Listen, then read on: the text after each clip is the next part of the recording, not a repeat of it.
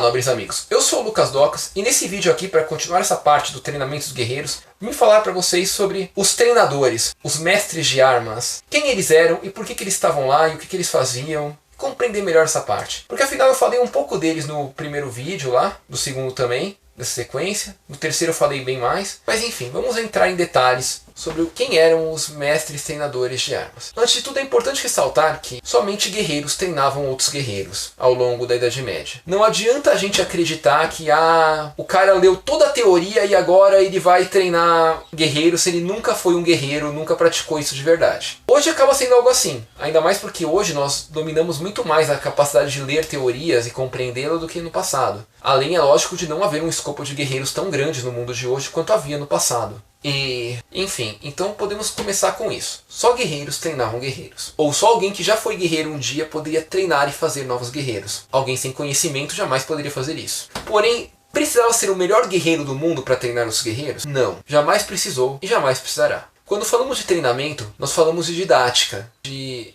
educação, da capacidade da pessoa de ser um professor. Um professor, no caso, um instrutor, de ser didático, de saber ensinar. Então, geralmente, os melhores guerreiros para serem treinadores de outros guerreiros não eram aqueles que eram os mais fortes, os mais temidos em batalha, mas aqueles que compreendiam melhor a batalha e que tinham melhor capacidade de explicá-la aos outros. Então, muitas vezes, os treinadores, os guerreiros treinadores, assim, eles eram guerreiros velhos, guerreiros já aposentados, vamos dizer assim, ou já meio fora do escopo principal do combate. Sabe aquele membro da família? Vamos pensar assim, uma família nobre tem o rei e tem os irmãos dele. Aí ele tem mais de um filho. O primeiro filho é o príncipe herdeiro e tem os outros filhos. E aí esse filho é um príncipe herdeiro, tem o príncipe, próximo príncipe da linhagem e os outros príncipes que não são herdeiros, vamos dizer assim. Tinha um monte de filhos, toda a geração. Sem falar que, tipo, o irmão do rei teria filhos também, e netos, todo o resto. Então, podemos concluir que haviam os secundários, assim. Vamos supor que, em um caso, o rei morreu. E aí o filho dele se tornou rei. Mas um irmão ainda está vivo. E ele ainda é um guerreiro velho, ainda domina muitas habilidades de combate, coisa assim. Esse provavelmente seria o melhor mestre de armas, o melhor treinador dentro dessa família. Porque apesar de ele ser um príncipe não herdeiro, ele é o mais velho, vivo nesse caso, o mais experiente, o que melhor domina as técnicas de combate.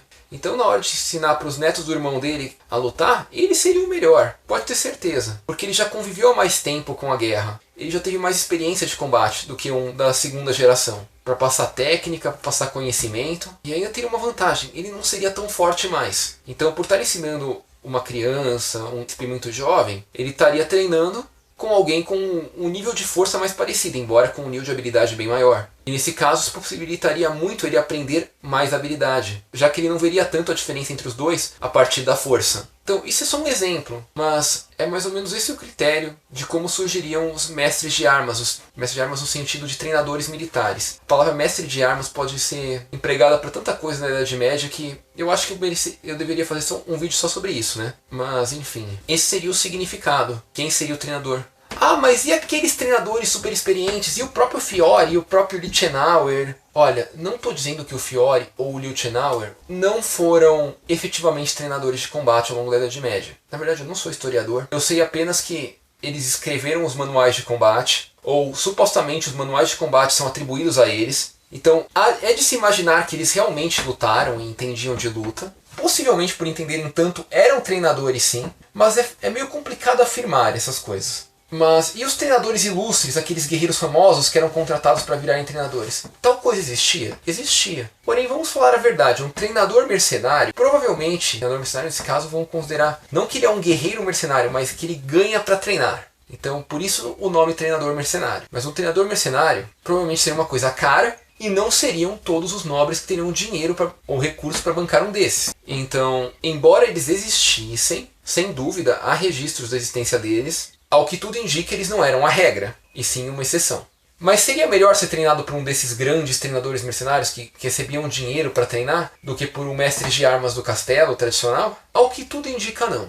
Ah, mas eles trariam um estilo de luta diferente ao que a família está acostumada. Sem dúvida, essa seria a grande vantagem deles. Porém, ao mesmo tempo, um mestre desses não necessariamente domina o estilo de luta que a família está acostumada. Então, se por um lado pode ser muito bom de trazer novidades para a família, por outro, podem acabar criando guerreiros completamente desalinhados com a doutrina de guerra da família. No caso, seria vantajoso ter os dois, quando tivesse um treinador vindo de fora. Seria legal ter um treinador de dentro também, para que não houvesse esse desalinhamento na doutrina de guerra da família. Então tá aí uma desvantagem dele. E pesando os prós e os contras, na prática daria tipo algo meio neutro. Poderia até configurar uma vantagem se combinado com um outro treinador, porém ficaria uma coisa meio cara de ser mantida, o que resumiria para muito poucos nobres essa possibilidade. E em alguns casos, acontecia assim na Idade Média também, embora fosse mais comum no começo do que no final dela, havia o treinamento de pai para filho. O famoso, tipo, o próprio pai, que é o senhor feudal, treinava o seu filho para ser um guerreiro que nem ele, onde ele que ensinava tudo. Também era um método de treinamento muito interessante, porém se fosse uma família muito grande e com muitos membros, ou uma família que vivesse permanentemente em guerras, tal coisa se tornaria um tanto quanto inviável, embora, se possível, fosse uma coisa muito boa.